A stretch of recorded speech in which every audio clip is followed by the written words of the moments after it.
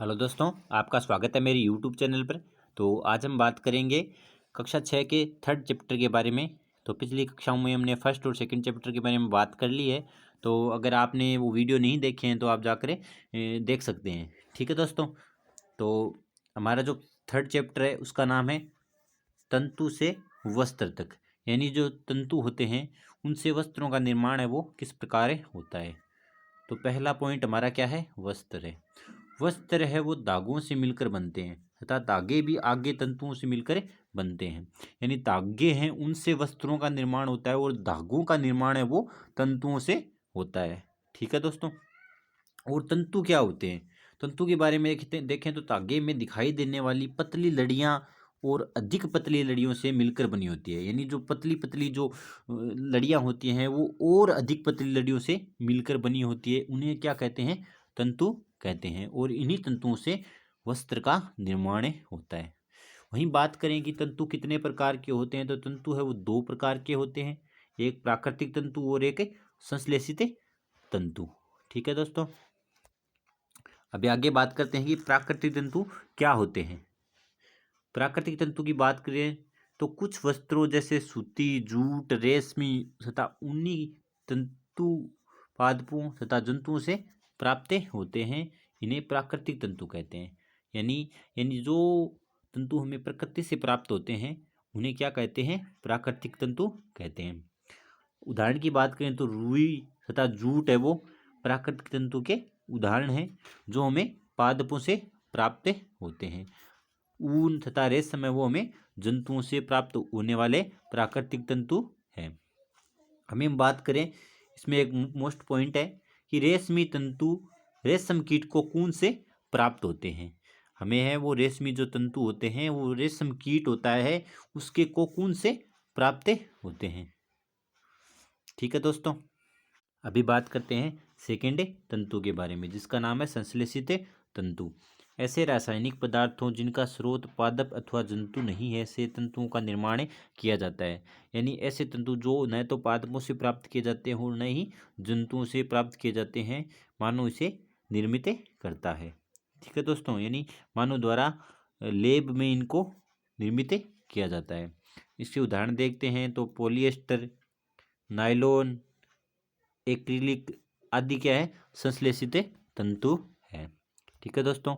आगे बात करते हैं कुछ पादप तंतु, यानी कुछ पादप तंतु है उनके बारे में पढ़ते हैं। तो इसमें हमारा पहला पॉइंट है रुई।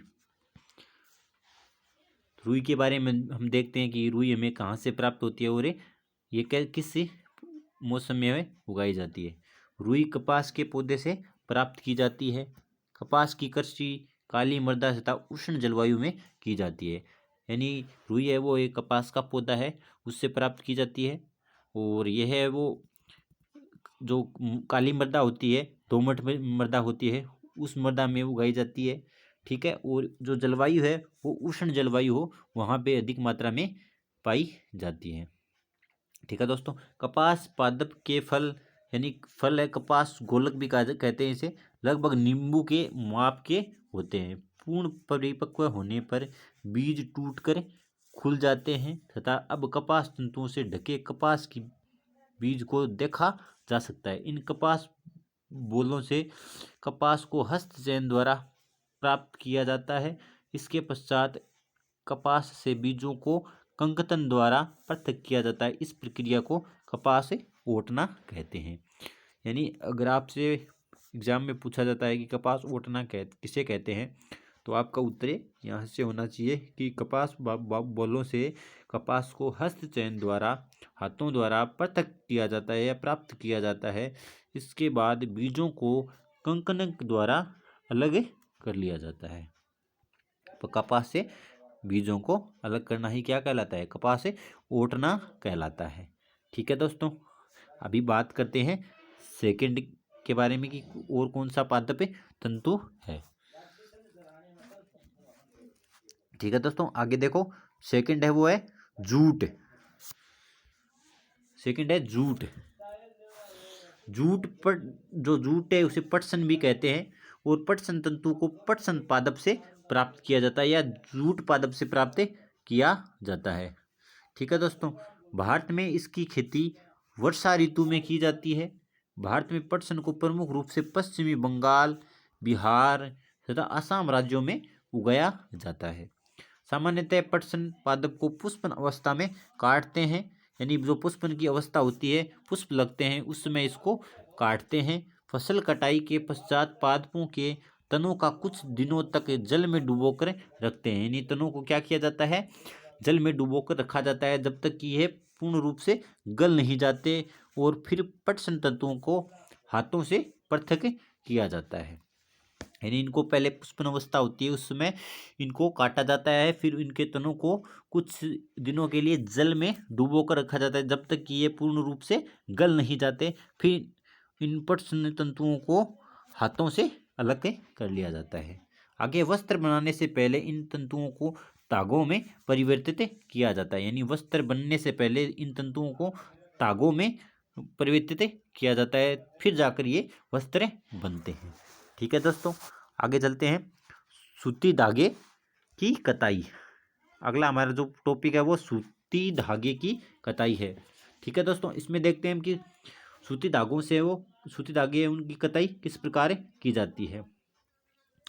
रेशों से धागा बनाने की प्रक्रिया कताई कहलाती है। अगर आपसे एग्जाम में पूछा जाता है कि कताई किसे कहते हैं या कताई क्या है, तो आपको आंसर होना चाहिए रेशों से धागे बनाने की जो प्रक्रिया है, धागा निर्माण की जो प्रक्रिया है उसे क्या कहते हैं, कताई कहते हैं।